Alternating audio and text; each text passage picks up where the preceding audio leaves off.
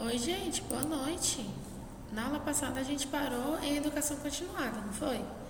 Então hoje a gente vai continuar esse assunto porque ele é legal, porque a gente precisa falar sobre ele e porque ele vai nos ajudar a entender melhor o nosso trabalho dentro do hospital, tá bom? Eu falei que na aula passada a gente ia iniciar daqui, né? Lopes, em 2007, diz que as mudanças no conjunto das ações de educação continuada em serviço buscam transformar as práticas educativas realizadas juntamente com as equipes, prestando orientações segundo a lógica do processo de educação. Para este processo, a proposta principal é a superação lógica, investindo na transmissão e atualização dos conhecimentos técnicos por meio de capacitações e treinamentos beneficiando todos os segmentos envolvidos. O que é isso? Ele está falando em relação ao processo da educação continuada. Qual é a forma da gente inserir a educação continuada? Cada hospital vai ter sua política de educação continuada. A gente não falou dos manuais de enfermagem? Cada hospital tem o seu manual de enfermagem. Cada setor do hospital tem o seu manual de enfermagem, tá? As autoras citadas acima, né, que a gente tinha falado delas anteriormente, destacam a importância da criação dos espaços para desenvolvimento e análise do processo de trabalho, com o propósito da exposição a dificuldades de ações que venham minimizar ou resolver as dificuldades encontradas no dia a dia de trabalho. Como esta proposta de melhoria das condições de trabalho, a multiplicação desses espaços de escuta ocorre consequentemente a redução e diminuição dos percalços encontrados. A educação continuada é entendida como a disseminação de informações formais, planejadas, direcionadas, aplicadas e avaliadas, de acordo com a necessidade de trabalho e educação em serviço. Ela é entendida como um trabalho diário e momentâneo. A gente não comentou agora há pouco em relação aos tipos de treinamento de cada setor? Como que a educação continuada define isso? Ela vai começar com as equipes. Olha que legal. Então vai ter um entendimento, por exemplo, a pessoa da clínica médica está precisando fazer uma atualização com relação às vias de administração de medicamentos. Então eles vão lá, primeiro fazem uma aula teórica, né, tipo uma palestrinha, isso no horário já resolvido, né, com a supervisão. E depois vão para a prática. Então vai ter um enfermeiro da educação continuada, junto com o técnico, junto com o enfermeiro da assistência lá, que é da clínica médica também, que precisa de treinamento de atualização e vai fazer a prática também em relação ao curso que foi dado. Se foi dado o curso de via de administração de medicamentos, por exemplo, via endovenosa, via intravenosa, via oral, via intramuscular, via subcutânea, via retal, quais são as vias de administração de medicamentos? Isso vai ser colocado na teoria e na prática, né? Bezerro, citado por Secagino, algo assim. Siqueira, em 2006, apresenta a educação permanente como método em contínuo desenvolvimento que ocorre durante toda a vida da pessoa. E a educação continuada como um processo que tem como objetivo proporcionar condições ao indivíduo na aquisição de conhecimento no alcance por crescimento profissional e pessoal, em relevância à realidade social e profissional que o mesmo está inserido. É o que a gente falou agora. Qual é a sua realidade? Você precisa aprender a usar um bisturi elétrico? Não, porque você está na clínica médica. Se você trabalhar na clínica cirúrgica ou no centro cirúrgico, sim, você precisa. Professora, mas não é bom a gente sempre aprender? Com certeza. Mas a educação continuada do hospital, ela não é um curso que você vai fazer, igual pagar um curso fora, igual esse curso que a gente falou na aula passada do SUS, né? Não, essa educação continuada é sobre o seu trabalho, sobre a sua rotina no setor, tá? É interessante mencionar que a literatura traz alguns significados similares diante dos termos de educação continuada, educação permanente e educação em serviço. Porém, convém ressaltar que alguns autores diferentes significados. Neste curso em específico, optou-se por abordar o tema educação continuada, que é o que a gente está falando. Então, eu optei por falar com vocês sobre educação continuada, tá? Os programas de educação continuada oportunizam possibilidade de crescimento e desenvolvimento de suas equipes, contribuindo assim para as competências e qualificações das mesmas. A melhoria das condições de trabalho, a interação da equipe com a instituição, a habilidade das técnicas, o aperfeiçoamento, a atualização e aprimoramento refletem diretamente no bom desempenho dos funcionários. Isso propicia condições de apoio, agilizando o atendimento, aumentando a produção e qualificando a assistência prestada pelos serviços de saúde, aumentando com isso a confiança da equipe de trabalho. Então, todo curso que a educação continuada dá, toda atualização, ela é conversada com a gerência de enfermagem, com a direção de enfermagem, com a direção médica do hospital, com o diretor geral do hospital, para que esse curso de educação continuada, que essa atualização, ela seja eficaz. Que não seja só, ok, o pessoal da clínica cirúrgica vai fazer um curso com a educação continuada sobre como calçar as luvas. Ah, professora, que curso bobo. Não, tem gente que não sabe calçar luva. Então, vamos fazer esse curso para ser um curso que seja eficaz, que a gente veja resultados positivos desse curso. Entenderam?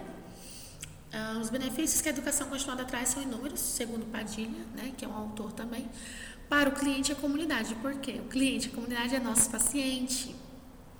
Então, por que para o paciente é maravilhoso existir educação continuada dentro de um hospital? Porque melhora a qualidade da assistência que ele vai receber, ou seja, reduz os erros, né? Que a pessoa vai estar treinada, ela vai estar atualizada, aumenta a confiança no trabalho da equipe, porque a equipe vai estar treinada, toda a equipe vai estar treinada, então a equipe inteira está em sintonia. Reduz o tempo de permanência no serviço. Por quê, professor? Porque, gente, uma pessoa treinada, uma pessoa que sabe o que está fazendo, ela dificilmente vai cometer um erro. Então, o paciente ele vai ter mais êxito no tratamento, então vai ficar mais tempo com a gente, provavelmente.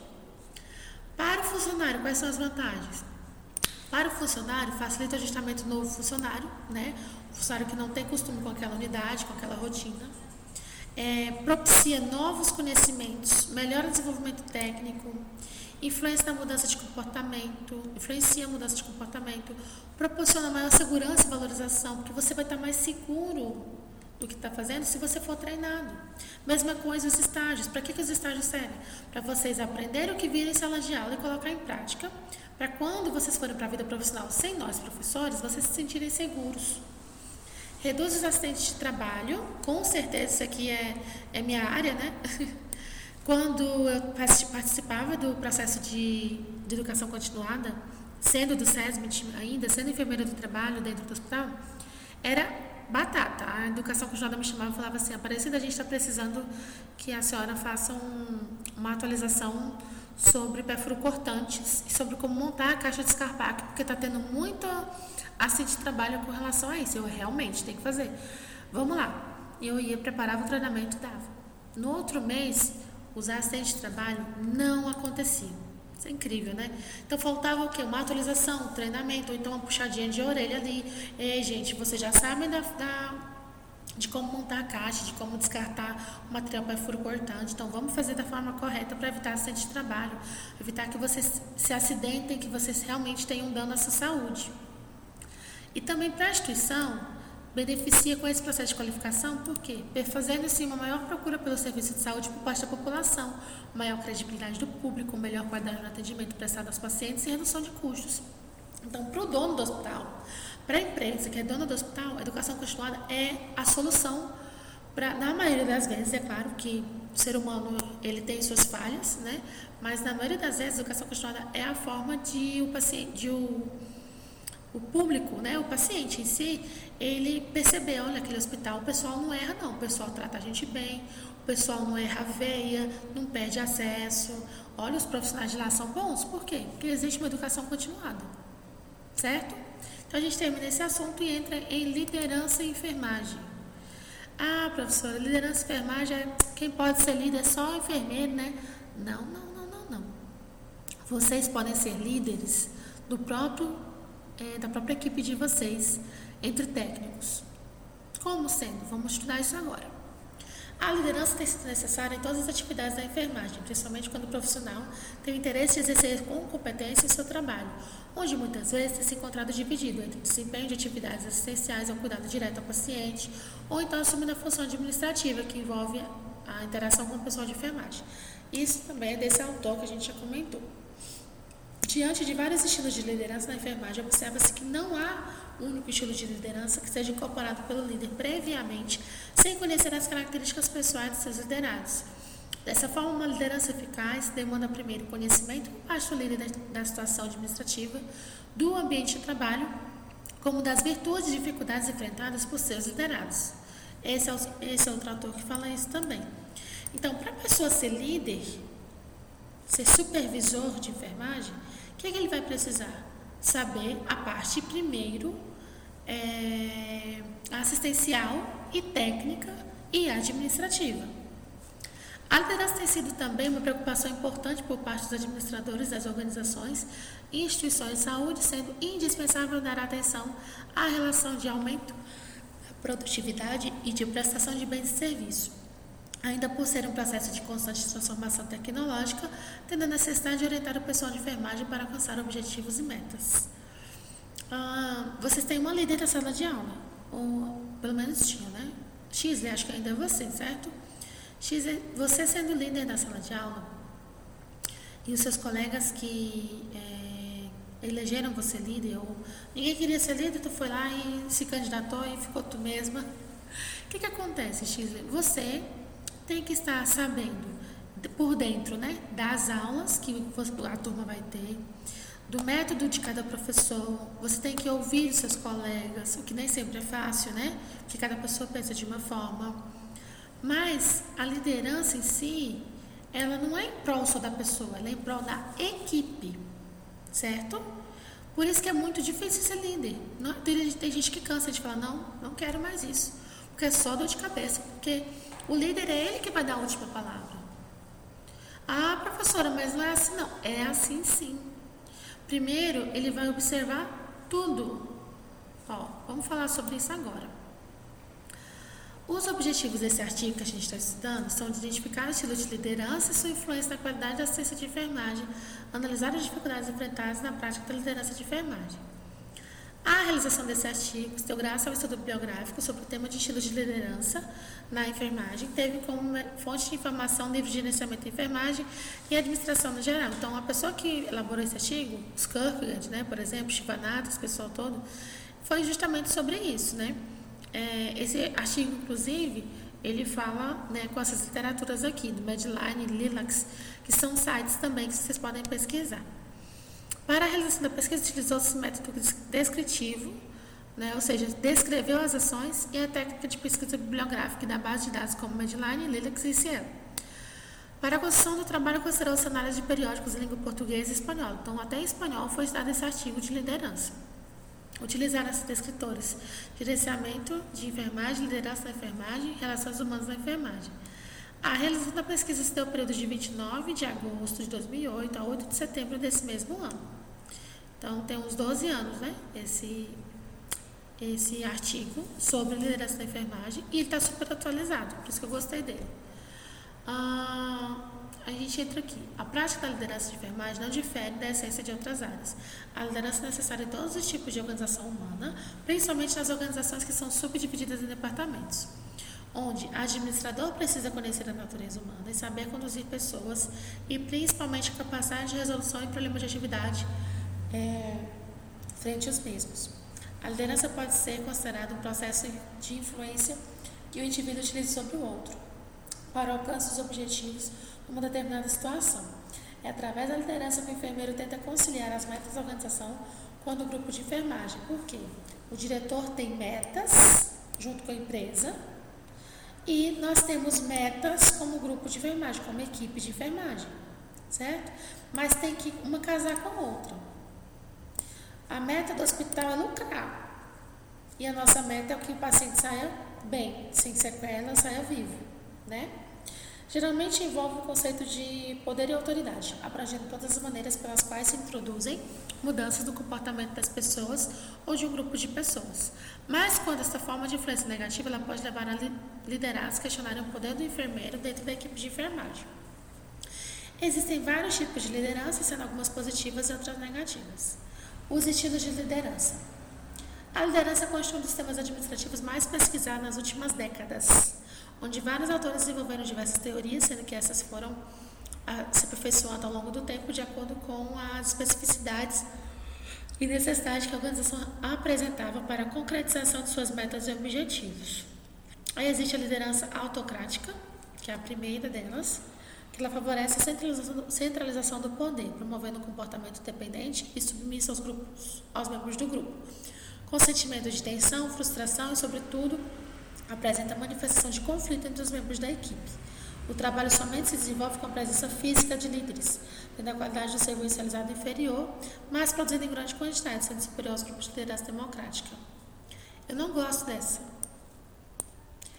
Essa aqui é aquele chefe, vamos falar chefe, né? Não é o certo, a gente não usa mais esse termo. Quem tem chefe é índio, a gente sempre brinca, olha lá.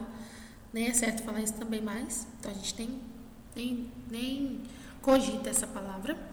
Mas existe uma pessoa que quer ser chamada de chefe, não quer ser chamada de líder, de supervisor, de coordenador, não, ele é o chefe. Ele é o cara que o quê? Centraliza o poder. Para você solicitar aquele mapa de consumo que a gente aprendeu na aula passada, você tem que falar com ele. Tudo, sendo que já está tudo pronto. Então, ele também fica sobrecarregado e os membros da equipe se sentem o quê?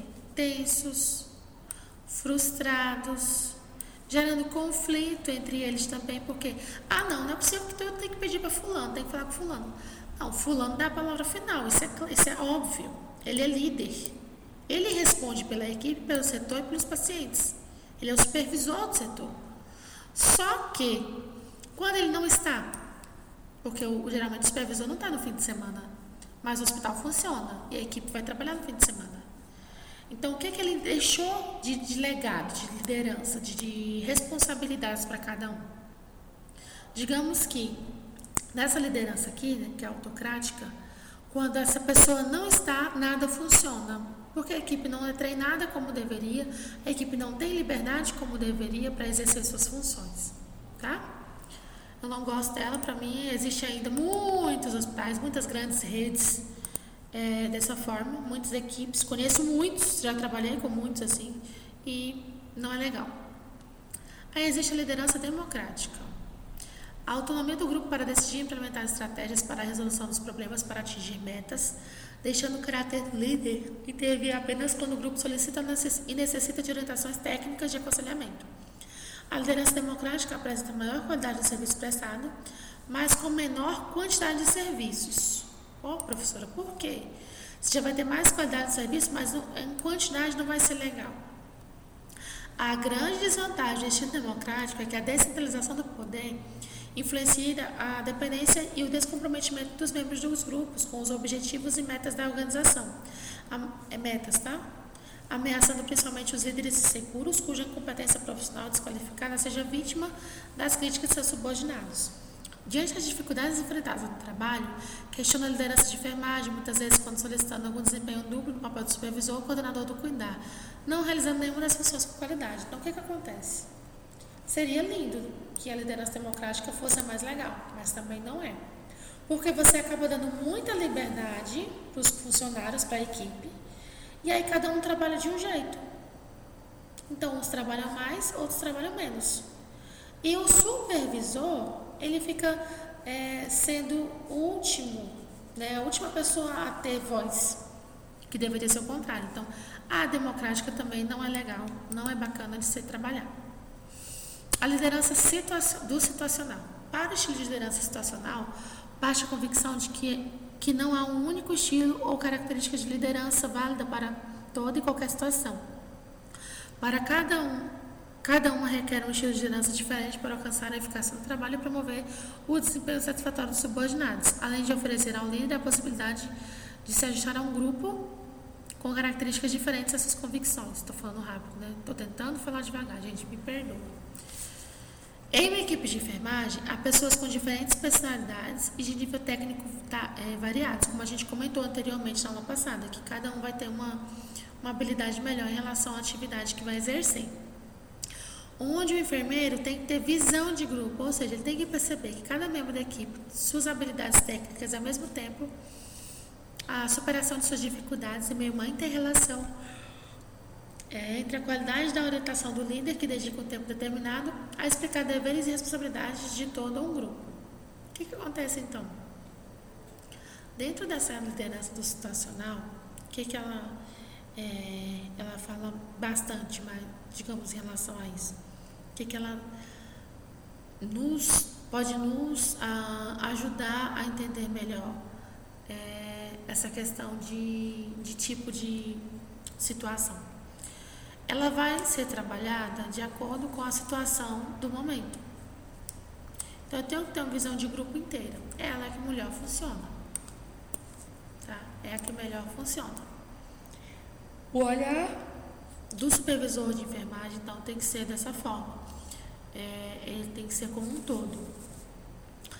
É necessário que o enfermeiro tenha boa avaliação da maturidade de seus subordinados, sendo a capacidade e disposição de cada indivíduo do grupo assumir a responsabilidade do controle do seu próprio comportamento, visto que é subdividido em maturidade de trabalho, que está relacionado com a capacidade de executar tarefas, devido à disponibilidade de conhecimento e capacidade técnica, e maturidade psicológica, que refere-se à disponibilidade e motivação no cumprimento de atividades estabelecidas. As características de um líder.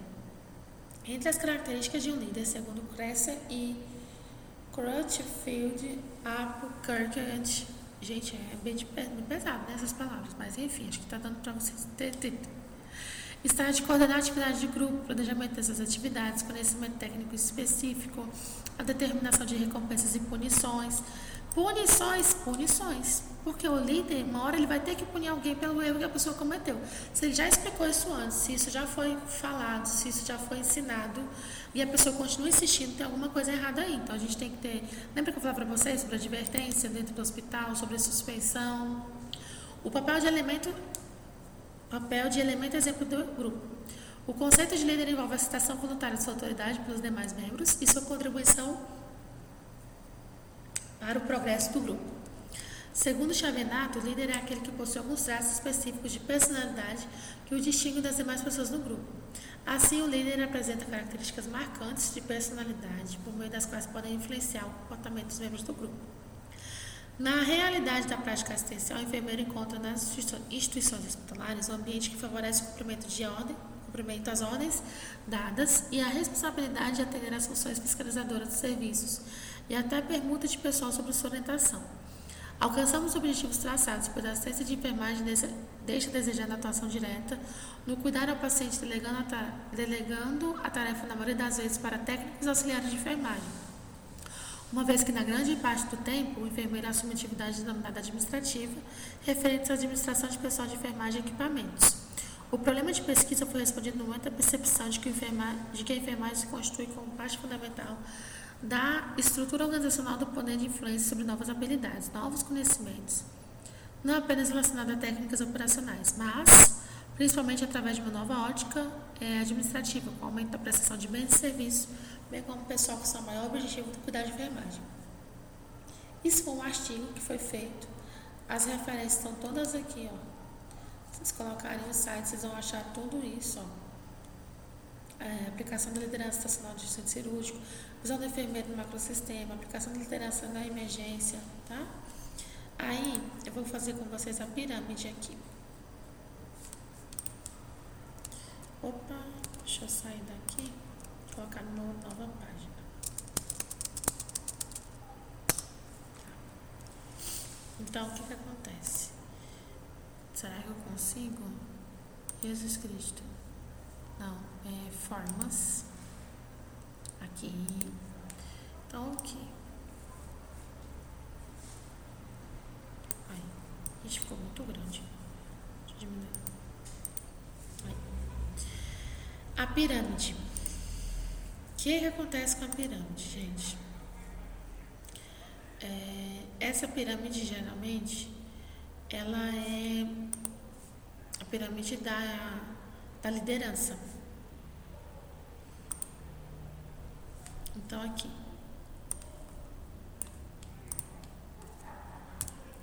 Aqui estão os técnicos de enfermagem e enfermeiros assistenciais que prestam assistência direta. Aonde? Não é aí não. É aqui, ó. Ui, aqui. Então, quem é a base da pirâmide para o hospital funcionar, para tudo funcionar? Olha que legal. Professor, nós estamos lá no pé. Não, vocês não estão lá no pé. Vocês são a base. Pense dessa forma. E aí, tem que ter alguém acima para administrar tudo isso, não tem? Vou colocar desse lado aqui. São os enfermeiros rotineiros, que a gente chama. rotineiros ou enfermeiros líderes, que a gente chama, né? E supervisores de enfermagem. São enfermeiros. E aí o supervisor de enfermagem tem um enfermeiro rotineiro na equipe. São os dois juntos que administram todo o setor.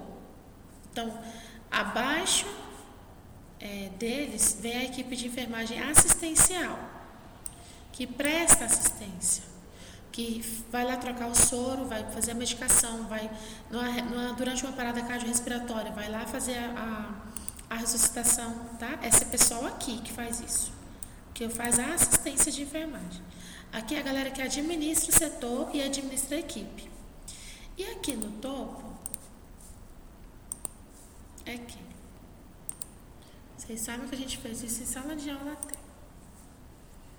Aqui é quem? A coordenação de enfermagem e gerência de enfermagem. Professores, estão no mesmo patamar? Sim, porque aqui é que vai ter a decisão final de todas as ações que serão prestadas. Aumento do quadro de profissionais, tudo depende disso aqui. Tá? Então, no topo da pirâmide da liderança vem a gerência, primeira gerência, mais ou menos vocês entenderam. Coordenação e gerência de enfermagem. Depois, enfermeiros rotineiros, enfermeiros líderes. Depois, técnico de enfermagem e enfermeiros assistenciais. Tá? Numa forma da gente falar... Cadê? De uma forma da gente falar melhor em relação a isso, seria o quê? Queria lá em cima, tá? Ele não quer me obedecer, gente. A pessoa tá apanhando aqui no computador do outro professor. Ô, Jesus Cristo, não deixa eu passar vergonha. Ó, já tá gravada. Então, eu vou fazer aqui. Vocês não estão vendo aqui mesmo, né? Essa parte de cima, enfim. Vamos fazer aqui.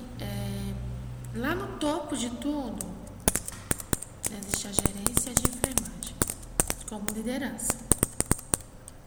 Abaixo da gerência vem a coordenação de enfermagem. Abaixo da coordenação de enfermagem, a supervisão de enfermagem. Abaixo da supervisão de enfermagem vem o enfermeiro rotineiro ou enfermeiro líder. A gente chama, alguns hospitais falam que é enfermeiro líder, outros chamam de enfermeiro rotineiro. Abaixo deles vem os enfermeiros assistenciais e os técnicos de enfermagem. Professora, mas a gente está no mesmo patamar aqui em relação à liderança? Não. Vocês sabem que é aqui. Por quê? Esse pessoal aqui vai elaborar o que esse pessoal aqui vai fazer. Só que esse pessoal elabora e executa. A enfermeira assistencial elabora prescrição dos cuidados de enfermagem. Executa atividades de enfermagem.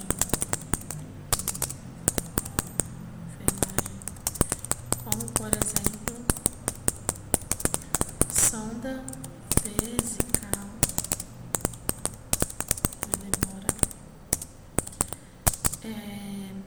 curativos de grande porte, etc. A galera da enfermagem, do técnico de enfermagem, medicação, soro, anotação de enfermagem, anotação de enfermagem, várias outras coisas, que é muita atividade, né? Banho no leito, banho na atividade de aspersão, tarará. Essa galera aqui vai elaborar escalas, vai elaborar as atividades da assistência, ou seja, fica na responsabilidade dessa pessoa aqui, elaborar o que essas e essas pessoas vão fazer, certo? A supervisão toma de conta de todos os membros da equipe. Não tá bonito não, esse toma de conta, né? Cuida e gerencia todos os membros da equipe. Que equipe? Clínica médica. Se é supervisor de clínica médica, ele vai gerenciar a equipe da clínica médica. Entenderam? Cada setor tem seu supervisor. A coordenação de enfermagem é a mesma coisa. Ele vai coordenar as atividades. Coordenar as atividades dos supervisores, que os supervisores respondem para esse coordenador, certo? E a gerência? Mandem todos. Ah, professora, é sério? Mandem todos. Não é lindo isso, mas é a verdade. A gerência que toma conta de tudo. A gerência está desde aqui e vai subindo. Então é fácil ser gerente. Gente, imagina.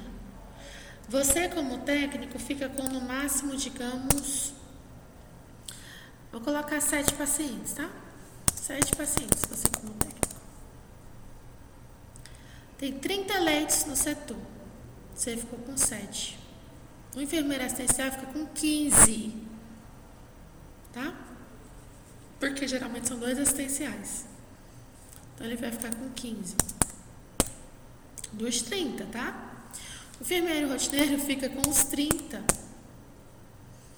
O enfermeiro fica com 30. Digamos que aqui são 5 técnicos de enfermagem. Então, vou colocar aqui 6 pacientes, né? São 30 leitos. Então, aqui são 15 pacientes e 2 enfermeiros. Então, o técnico de enfermagem, a responsabilidade dele é ok, 6 pacientes por cada um. A enfermeira assistencial tem a responsabilidade de 15 pacientes, né? O enfermeiro rotineiro tem a responsabilidade dos 30 pacientes, que são 30 pacientes, mais os enfermeiros assistenciais e os técnicos. Olha o tamanho da responsabilidade que vai aumentando. Aí a supervisão fica com a responsabilidade da supervisão de enfermagem é o enfermeiro rotineiro, os 30 pacientes, mais os enfermeiros essenciais e técnicos de enfermagem, mais os médicos, também ajuda muito os médicos da supervisão de enfermagem, mais a fonoaudiologia, a fisioterapia, tudo. E a coordenação fica com 6 pacientes, 5 técnicos, todo mundo que está aqui abaixo, ela fica responsável pela coordenação de enfermagem. E a gerência é responsável por todo mundo. É fácil ser gerente? Não. Vocês estão vendo aqui? Não. Para chegar aqui, tem que estudar muito. É enfermeiro que fez mestrado, que fez MBA, que tarará, que tem experiência, que realmente continua fazendo educação continuada, faz a liderança. Então, tudo isso está relacionado a mandar em todos, né? A gerenciar, vou colocar que é mais bonito, para vocês não ficarem pensando no negócio de mandar, ninguém manda ninguém, é gerenciar toda a equipe do hospital de enfermagem. Então, imagina, clínica médica, clínica cirúrgica, centro cirúrgico, centro obstétrico, UTI, emergência, ambulatório, nefrologia, semi-intensiva, nossa, imagina, gente, é muita responsabilidade. Então, é isso por hoje, a gente termina esse nosso assunto. Desejo a vocês uma boa noite, um bom descanso, que a gente continue nessa nossa fase de forma saudável, né? da forma que a gente tem que estudar, cuidar da nossa cabecinha também, pra gente não ficar triste, não ficar preocupado. A gente tentar cuidar do nosso juízo, né? Porque a gente tem juízo, não tem? Então a gente vai cuidar para ficar tudo bem, a gente voltar com todo o gás para o estágio ser o melhor possível para a experiência de vocês, tá bom? Um beijo, boa noite, fiquem com Deus e até a próxima aula.